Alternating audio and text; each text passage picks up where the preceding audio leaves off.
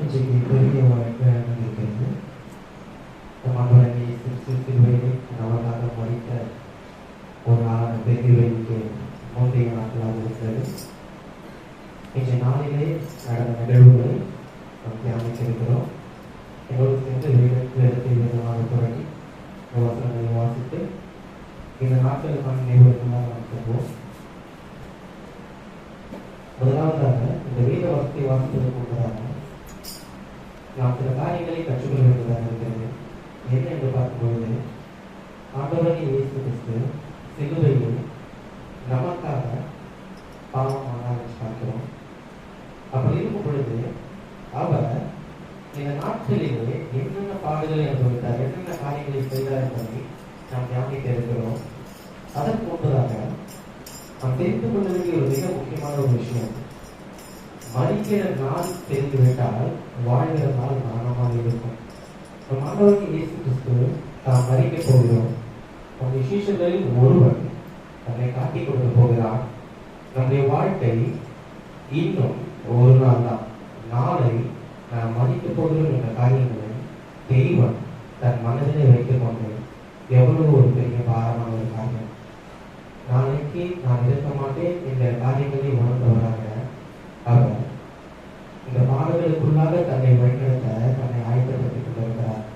யாருமே ஒரு எதிர்பாராத ஒரு சோகம் நடக்கப் போகிறது என்று சொன்னால் அதனை ஏற்றுக்கொள்கிற மனப்பக்குவம் யாருக்குமே இருக்காது. ஆனால் ஆண்டவராகிய இயேசு கிறிஸ்து பிதாவின் சித்தம் நிறைவேற வேண்டும் என்ற ஒரே காரணத்திற்காக அத்தனை காரியங்களையும் தெய்வம் நம்ம ஒரே குமாரனை விசுவாசிக்கிறவன் எவனோ அவன் கெட்டு போகாமல் இருக்கும்படிக்கு நாம் நித்திய ஜீவனை அடைப்படுத்தி தன்னுடைய வாழ்க்கையை குமாரனுடைய வாழ்க்கையை கொடுத்தார் என்று சொல்லி யோவான் 3:14 வாசிக்கப்படுகிறாங்க. அவருடைய அன்பை இவ்வாறாக காட்டுகிறார். எனவே நாம் இந்த கடைசி நிகழ்வில் என்ன கொண்டிருக்கிறோம், அந்த பெரிய ஆண்டவராகிய இயேசு கிறிஸ்து சிலுவையிலே அறையப்படுவதற்கு முன்பதாக நடந்த ஒரு நாட்கள் எடுத்து வாசிப்போம். யோவேலின் புத்தகம் 2ஆம் அதிகாரம் 13 மற்றும் 14 வசனங்கள்.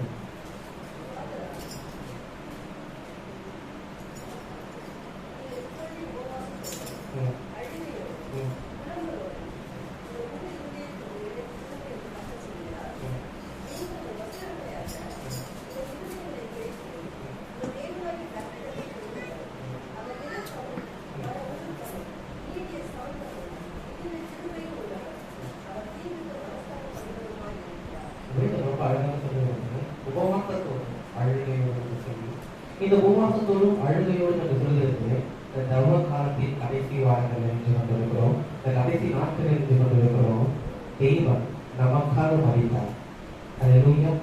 இந்த காரிய நிகழ்வுகளை எதற்காக உபவாசத்தோடும் அழுகையோடு என்று சொல்லுவீர்கள் என்று சொன்னால் அவருடைய மரணத்தை நினைவு கூறும் விதமாக நாங்கள் உபவாசத்துக்கு கொண்டிருக்கிறோம். ஆண்டவராகிய இயேசு கிறிஸ்து 40 நாட்கள் உபவாசம் பண்ணார் என்று சொல்லி மத்தியில் நாம் வாசிக்கிறோம். அவர் அவராக உபவாசம் இருந்தார். நாமும் உபவாசித்துக் கொண்டிருக்கிறோம். இந்த உபவாசத்தின் நிறைவாக இந்த நாட்களிலே நின்று கொண்டிருக்கிறோம். காரணம் என்ன? இந்த பெரிய வியாழனிலே தெய்வன் நமக்காக செய்த தியாகத்தை நாம் நினைத்து பார்க்கிறவர்களாக நின்று கொண்டிருக்கிறோம்.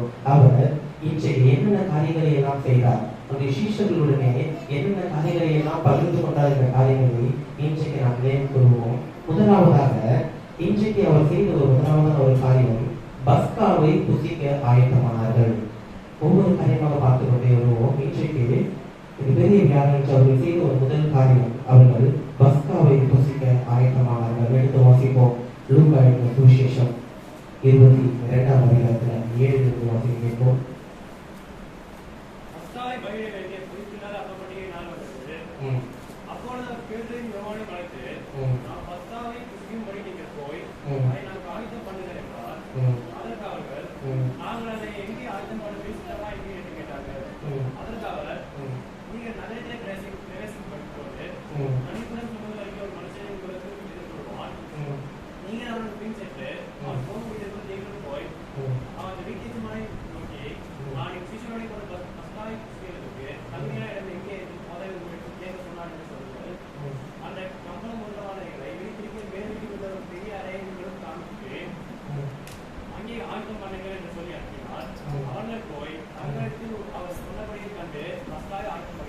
இங்கு முதலாவதாக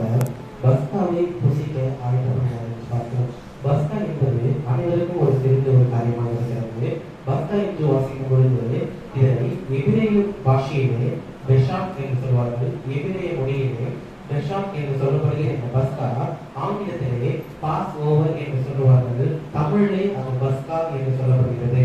பாஸ் ஓவர் என்று சொல்வது கடந்து போதல் என்று மொழிபெயர்க்கப்படுகிறது. பஸ்கா என்று சொல்லும் பொழுது நீங்கள் எல்லோரும் அறிந்த ஒரு விஷயம், மோசேயின் காலத்திலே இஸ்ரவேல் ஜனங்கள் எகிப்திலே அடிமைகளாக கொண்டு செல்லப்பட்டார்கள். அவர்கள் என்ன செய்தார்கள்? அந்த எகிப்து தேசத்திலே வாழ்ந்து கொண்டிருக்கும் பொழுது அவர்கள் அங்கு பழகி பெருகினார்கள். சிறு கூட்டமாக இருந்த அந்த ஜனங்கள் அங்கு பழகி பெருக தொடங்கினார்கள். அவர்கள் அங்கு பழகி பெருக தொடங்கும் பொழுது அந்த எகிப்து மக்கள் அவர்கள் மீது ஒரு கோபம் வந்தது. இவர்கள் பெரிய கூட்டமாக, திரளான கூட்டமாக ஆகிவிட்டால் ஒருவேளை இவர்கள் நமக்கு எதிராக செயல்படுவார்கள் என்று சொல்லி அவர்களை அடிமைகளாக அந்த தேசத்திலே கொண்டு வந்தார்கள். எகிப்திலே இஸ்ரவேல் ஜனங்கள் அடிமைகளாக்கப்பட்டார்கள். அவர்கள் அடிமைகளின் வேலைகளை செய்தார்கள். அவர்கள் தங்கள் இஷ்டப்படி எந்த காரியத்தையும் செய்ய முடியவில்லை. அவர்கள் அடிமைகளாக்கப்பட்டார்கள். அவர்கள் அடிமைகள் ஆக்கப்பட்டது நிமித்தமாக தன்னுடைய வாழ்நாள் எல்லாம் துன்பத்தையே அனுபவித்துக் கொண்டிருந்தார்கள். அவர்கள் இஷ்டமானதை செய்ய முடியாது. தினமும் காலையில் சென்றால் மாலை வரை அவர் என்ன வேலை சொல்கிறார்களோ அதை அவர்கள் கட்டாயமாய் செய்ய வேண்டும். ஒருவேளை யாராவது எதிர்த்து கேள்விகளை கேட்டுவிட்டால் அவருடைய வேலை பளு அதிகமாகிவிடும். அப்படி இருக்கும் பொழுது அந்த ஜனங்கள் தேவனை நோக்கி கதற ஆரம்பித்தார்கள். அவரை கூப்பிடுற தேவனுடைய சமூகத்திலே அவர் கேட்கிறார்.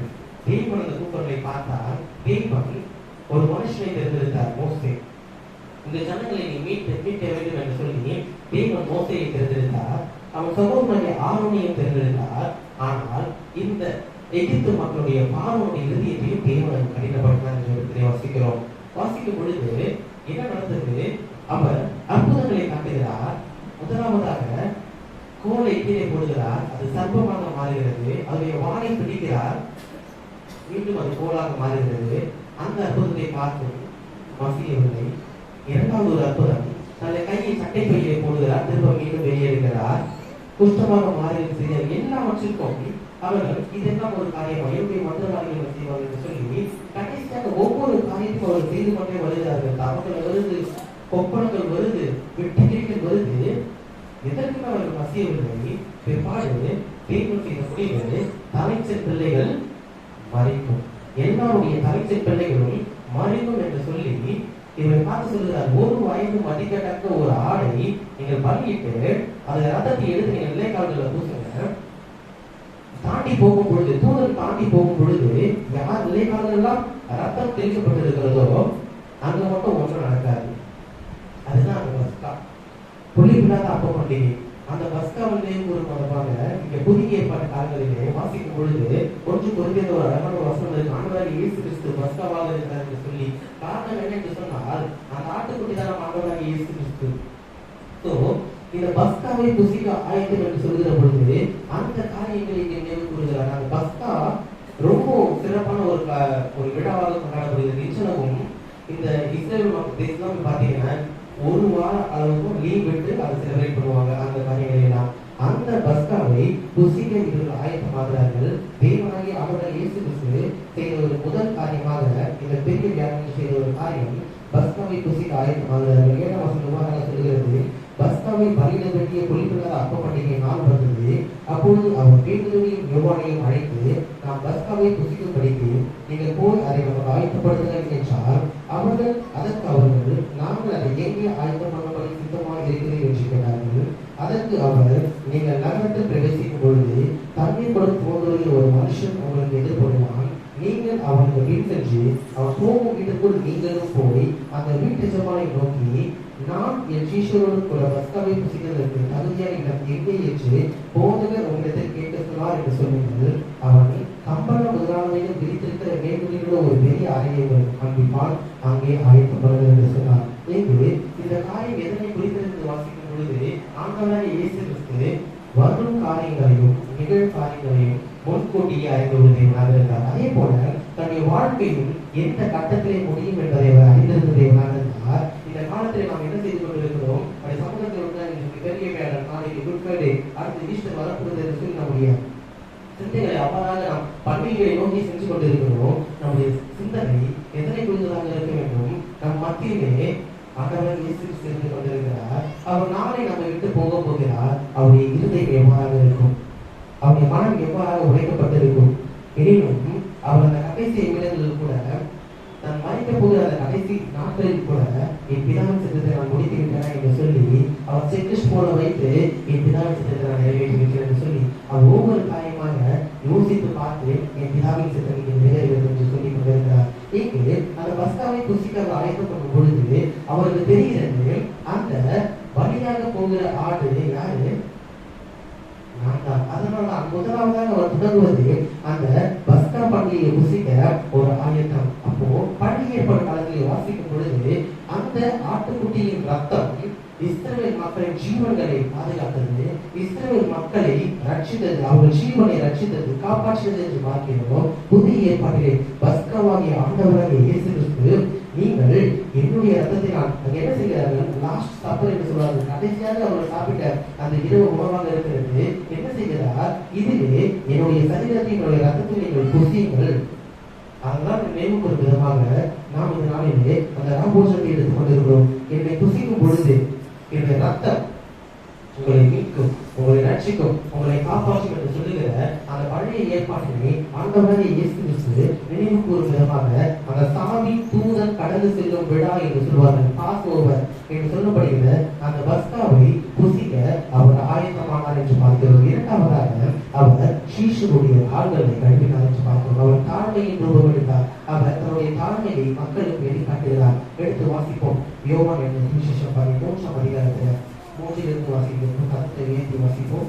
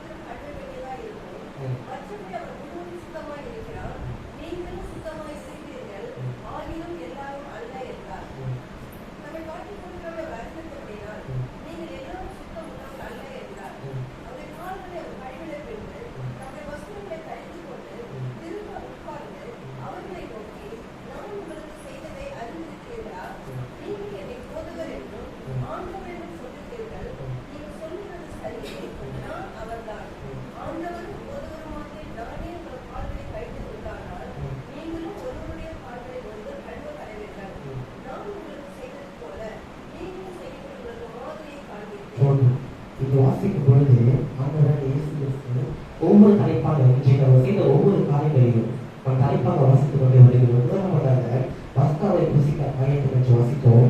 இரண்டாவதாக சீஷருடைய கால்களை கழுவுவது என்று சொல்லி ஒரு தாழ்மையின் ஒரு வெளிப்பாட்டை நமக்கு காண்பித்தார் என்று வாசிக்கிறோம். எதற்காக இந்த காரியங்கள் எல்லாம் நான் சொல்லிக் கொண்டே வருகிறேன் என்று சொல்லும் பொழுது அவர் முழுவதுமாக ஒரு மேப்பை நம்ம கிட்ட கொடுத்துட்டு போயிருக்காரு. இந்த காரியங்களை எல்லாம் செய்கிறேன் என்று சொல்லி என்ன, நான் உங்களை விட்டு போக போகிறேன், நான் உங்களை விட்டு போக போகிறேன். அவர் அந்த கடைசி நாட்கள் ஃபுல்லா தன்னுடைய சீஷரோட டைம் ஸ்பெண்ட் பண்ணி கொண்டே இருக்கிறார். எப்படி அவருடைய கடைசி நாட்கள் அவருடைய சீஷர்களோட டைம் ஸ்பெண்ட் பண்ணி கொண்டு இருக்கிறார், தன்னுடைய சீஷர்களுக்கு கற்றுக் கொடுக்கிறார். என்னென்ன காரியங்கள் செய்ய வேண்டும், எப்படி எல்லாம் இருக்க வேண்டும் என்ற காரியங்களை அவர்கள் கற்றுக் கொடுக்கிறார். முதலாவதாக பஸ்காவை புசிக்க அவர்கள் ஆயத்தமாகிறார்கள். அந்த பஸ்காவை அவர்கள் தொடர்ந்து கடைபிடிக்க வேண்டும். ஏனென்றால் கர்த்தருடைய ரட்சிப்பு அவர்கள் வேண்டும் என்று சொல்வதற்காக என்னுடைய சரீரத்திலும் என்னுடைய ரத்தத்திலும் நீங்கள் பங்கு கொள்ளுங்கள் என்கிறதற்கு அடையாளமாக பஸ்காவை புசிக்கும் ஒரு தருணத்தை ஆயத்தப்படுத்தி கொடுத்தால். இரண்டாவதாக சீஷருடைய கால்களை கழுவுதல். அதுவே ரொம்ப ஒரு அழகான வசனம். 13-15 அழகாக இருக்கிறாங்க. நான் உங்களுக்கு செய்தது போல நீங்களும் செய்யும்படி உங்களுக்கு மாதிரியை காண்பது.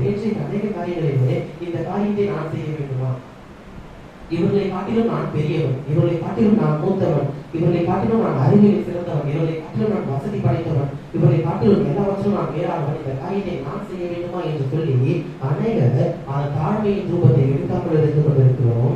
தேவன் சொல்லுகிறார், சீஷர்களை காட்டிலும் இயேசு கிறிஸ்து பெரியவராக இருக்கிறார். நானே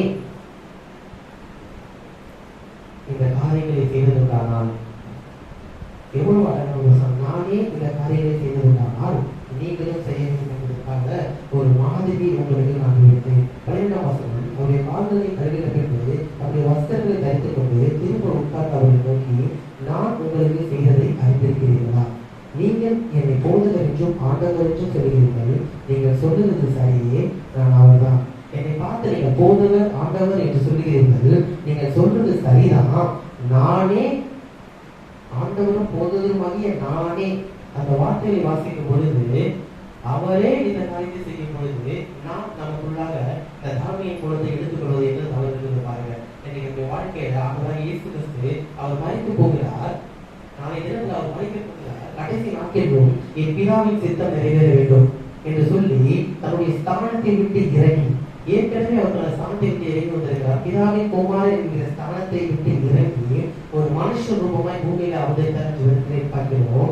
மனுஷ ரூபமாய் அவதரித்து தன்னுடைய ஸ்தானத்திலிருந்து இறங்கி உங்களுக்காகவும் எனக்காகவும் இந்த பூமியிலே வந்தார். பாடுகளை அனுபவத்திற்கான பூமியிலே வந்தார். இன்றைக்கு நாங்கள் ஒரு பொருளை தேர்ந்தெடுத்தால் அதில் நமக்கு நன்மை இருக்கிறதா என்று பார்ப்போம். ஒரு புதுதான் ஒரு வீட்டில் புதுதினம் போறோம்னா அங்க நமக்கு எல்லாம் வசதியா இருக்கான்னு பார்ப்போம். ஒரு இடத்துல ஒரு பொருள் வாங்குறோம்னா அந்த பொருள் நமக்கு உதவுமான்னு பார்க்கணும். எல்லாமே நமக்கு உதவுமா, நமக்கு யூஸ் ஆகுமா, அந்த இதனால் நமக்கு ஆதாயம் என்ன என்று பார்த்து வாங்குகிற நம்முடைய மத்தியிலே அவர் பூமிக்கு வந்ததே மதிப்பதற்காக. தான் வாழ வேண்டும் என்று வரவில்லை, தான் மக்களுக்காக சாபமாக வேண்டும். நம்முடைய அவங்களுடைய பாவங்களை என்னுடைய பாவங்களை எடுத்துக்கொண்டு அவர் பாவியாக மாறினார் என்று வேதம் சொல்லவில்லை, பாவமாக மாறினார் என்று வேதம் சொல்லுகிறது. உங்களுடைய என்னுடைய பாவத்தை ஏற்றுக்கொண்டு சிலுவையிலேயே ரத்தம் சிந்தி தன்னுடைய கடைசி ஜீவன் பிரியும் வரை, தன்னுடைய ரத்தமும் செந்நீரும் வெளியேறும் வரை இந்த காரியத்தை செய்ய வேண்டும் என்று பூலோகத்தை வந்தார். அங்கேயே அவர் தன்னை தாழ்த்தி கொண்டார். எனினும் ஜனங்கள் அதனை புரிந்து கொள்ளவில்லை. மீண்டுமாக பரலோக ராஜ்யத்திலே தேவனுடைய சித்தம், பிதாவின் சித்தம் நிறைவேற நான் பூமிக்கு வந்தேன். நான் பூமிக்கு வந்தோம் இந்த காரியம் வேஸ்டா போயிடக்கூடாது என்பதை அவர் உணர்த்தவே அவர் மீண்டுமாக செய்ய ஒரு காரியம் தாழ்மையின் வெளிப்பாடு. யோவான் 13ஆம் அதிகாரத்துல ரொம்ப அழகாக பார்த்தோம். அவர் சீஷர்களின் கால்களை கழுவினார். அவர் வியாழனன்று பெரிய வியாழனன்று செய்த 2வது காரியம் சீஷருடைய கால்களை கழுவினார். நானே இந்த காரியத்தை செய்தது உண்டானால் நீங்களும் செய்யுங்கள். அவர் தாழ்மையின் ரூபத்தை எடுத்து பூமியிலே வந்தார். நீங்களும் அந்த தாழ்மையை கற்றுக்கொள்ளுங்கள் என்று தேவன் சொல்கிறார். 3ஆவதாக, உங்களில் ஒருவன் என்னை காட்டிக் கொடுப்பான். எடுத்து வாசிப்போம். யோவான் 13:23 வாசிப்போம்.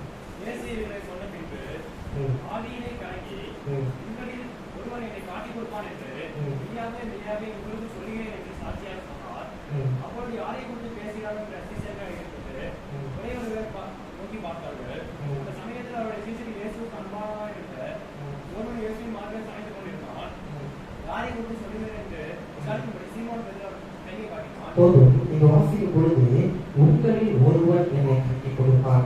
இன்றைக்கு இந்த நம்பிக்கை துரோகம் என்ற காரியம் மக்களுடைய மத்தியில் ஏற்றுக்கொள்ள முடியாத ஒரு காரியமாக இருக்கும். நம் கூடவே இருப்பார்கள். நம்மை பார்த்து ஏதாவது அவதூறாக பேசினாலோ, நமக்கு தெரியாமல் நமக்கு பின்னால் சில காரியங்களை பேசினாலோ அதை ஏற்றுக்கொள்ள முடியாது.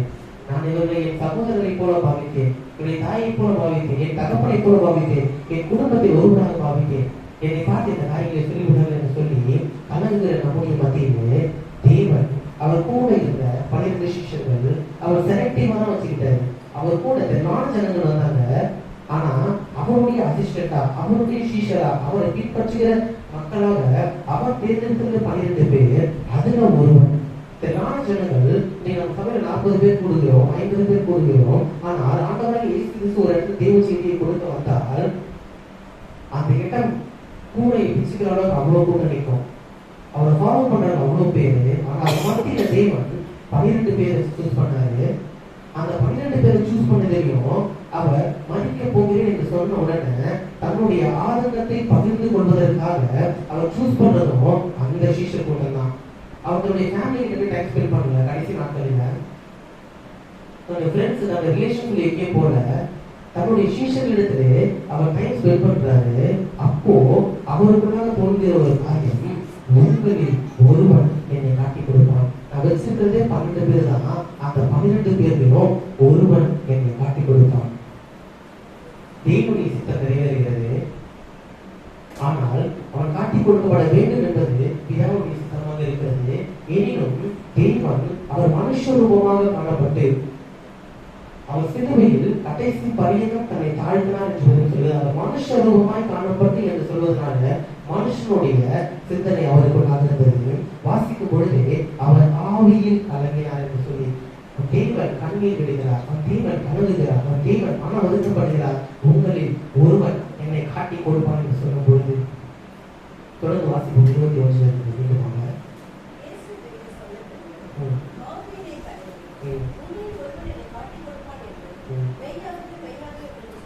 அவர் சொல்லுகிற காரியம் அவருக்குள்ளாக மன வலியை கொடுக்கிறது, வேதனையை கொடுக்கிறது. அவரால் ஏற்றுக்கொள்ள முடியவில்லை. இதோட இருக்கிறது 12 பேரு. இந்த 12 பேர்ல ஒருத்தர் என்னை காட்டி கொடுப்பான். என் மரணத்துக்கு காரணமாக என்னை காட்டி கொடுப்பது உங்களில் ஒருவன். அந்த காரியங்களை ஏற்றுக்கொள்ள முடியவில்லை. இந்த கூட்டத்தில் ஒருத்தர் தான் என்னை காட்டி கொடுப்பான். அவன் காட்டி கொடுத்ததுக்கு அப்புறம் என்னை அரெஸ்ட் பண்ணுவாங்க. என்னை அரெஸ்ட் பண்ணதுக்கு அப்புறம் என்னை துன்புறுத்துவாங்க, என்னை அடிப்பாங்க, என்னை நிர்மூலப்படுத்துவாங்க. கடைசியாக சிலுவையிலே கல்வர்கள் மத்தியிலே என்னை கொன்று போடுவாங்க. அனைத்து காரியங்களையும் அறிந்தவராக இருக்கிறார்.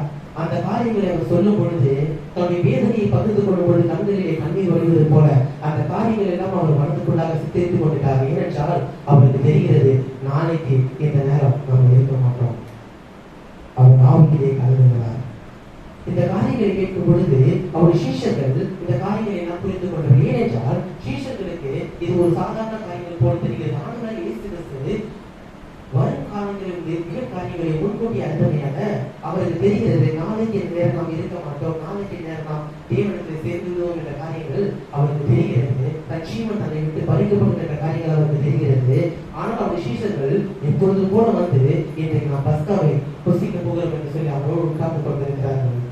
அங்கு அவரால் இயேசு கிறிஸ்து அவர் ஆவியிலே கலந்துகிறார். 22ஆம் வசனம், அவர் கூட இருக்கிற சீஷர்கள் அப்பொழுது யாரை குறித்து பேசுகிறாரோ என்ற சீஷர்கள் ஐயப்பட்டு ஒருவரை ஒருவர் நோக்கி பார்த்துக் கொள்கிறார்கள். யாரை குறித்து பேசுகிறார்கள்? ஏன்னா சீஷர்கள் கூடிய இருந்தாங்க. அந்த காரியங்களை விலகிக் கொள்ளக்கூடிய அந்த புத்தி அவர்களுக்கு பின்னாது இருந்தது. என்ன செய்யறாங்க? ஒருவரை நோக்கி பார்க்கிறாங்க. அப்ப இயேசுவுக்கு அன்பான சீஷன் ஒருவர் அவரை மார்பிலே சாய்ந்து கொண்டு கொண்டிருக்கிறான். அவனை பார்த்து பேதுரு கையை காட்டான். யாரு நீ கேட்டு சொல்லு அப்படின்னு சொல்லியிருந்தாரு. 25ஆம் வசனம், அப்பொழுது அப்பொழுது அவர் இயேசுவின் மார்பிலே சாய்ந்து கொண்டு, ஆண்டவரே அவன் யார் என்று கேட்கிறார். ரொம்ப ஸ்ட்ரெயிட் ஃபார்வர்டான இருக்கிற நேரடியான ஒரு பதில். இயேசு பிரயோஜனமாக இந்த துணியை தோய்த்து எவனுக்கு கொடுக்கிறேனோ அவன் தான் என்று சொல்லி ஆண்டவராக இயேசு கிறிஸ்து அந்த காரியங்களை அறிந்து கொண்டிருக்கிறார். இந்த துணியை நான் தோய்த்து இதனை யார்கிட்ட கொடுப்பனோ அவன் தான் என்னை காட்டி கொடுப்பான் என்று சொல்லி அந்த துணியை தோய்த்து யூதாஸ் காரியத்தை கையில கொடுக்கிறார். யூதாஸ் காரியத்தை அந்த துணிக்கையை வாங்கின உடனே பிசாசன் அவனுக்குள்ளே கொடுத்தார் என்று சொல்லுகிறது. 27ஆம் வசனம், அந்த துணிக்கையை அவன் வாங்கின பின்பு சாத்தான் அவனுக்குள் புகுத்தான். அப்பொழுது இயேசு அவனை நோக்கி, நீ செய்கிறது சீக்கிரமாய் செய்ய. அப்பொழுதும் பாருங்க, வெயிட் பண்ணாங்க சீக்கிரம். அப்ப இயேசுடைய மனம் எப்படி இருக்கு பாருங்க. தன்னை ஒருவன் காட்டி கொடுக்க போகிறான். தன்னை காட்டி கொடுத்த பிற்பாடு தன்னை அரெஸ்ட் பண்ணி தன்னை துன்பப்படுத்த போறாங்க, தன்னை அடிக்க போறாங்க, தன்னை அவமானப்படுத்த போகிறார்கள். எல்லா காரியத்தையும் அறிந்தவராக இருந்த போதிலும் அவர் சொல்லுகிற காரியம், நீ செய்கிறது சீக்கிரமாய் செய். காரணம் என்ன? நீ செய்ய போறது என்னை காட்டி கொடுக்கிறது. ஆனா அதுதான் என்னுடைய பிதாவின் சித்தமாக இருக்கிறது. நீ செய்யற ஒரு தவறு நிமித்தமாக, நீ செய்யற ஒரு கஷ்டமான ஒரு காரியத்தை நிமித்தமாக என் தேவனானவர் மகிமைப்படுவார். நீ செய்கிறதை போய் சீக்கிரமாய் செய் என்று சொல்லுகிறார்.